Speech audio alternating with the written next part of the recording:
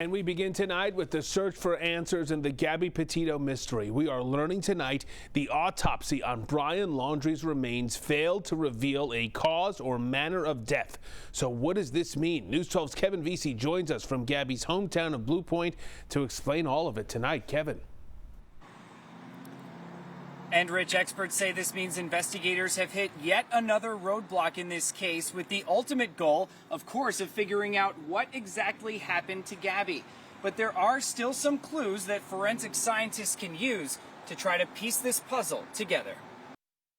One day after the world found out Brian Laundrie was dead, we're now learning from his family's attorney the autopsy on his remains turned up no results. I received a call late afternoon that the cause and manner of death could not be determined, and the body was being sent to an anthropologist for further evaluation. 5% of the time, the autopsies do not reveal cause of death. Dr. Lawrence Kobylinski, professor emeritus at John Jay College of Criminal Justice, says investigators will likely now focus on another piece of evidence, Brian's notebook. But that may be difficult to analyze as well, because it was also found in a section of the Carlton Reserve that was previously underwater. A lot of people are looking forward to the investigation of that notebook because there may be very critical information there that the investigators need to have. However, if he used pen, like a ballpoint pen, there may be nothing there. Laundrie's attorney, meanwhile, described Brian's state of mind when he left the family's Florida home back on September 13th,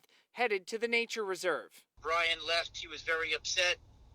He was, quite distressed and, out of sorts, so to speak. The family had previously said Brian went for a hike that day. If it's determined they deceived police, News 12 legal analyst Jesse Weber says investigators could focus their attention on Brian's parents. If at any point Brian Laundrie's family misled or lied to law enforcement, that is obstruction of justice. Outside of those circumstances, it was within their rights to lawyer up. It was within their rights to not speak to law enforcement. Kevin, we're all thinking about that notebook and what could be inside. We know it was found in a section of the reserve that had been flooded. So do police, have they said anything about the condition of the notebook? Well, Rich, a police spokesperson told me this evening that that item is likely salvageable.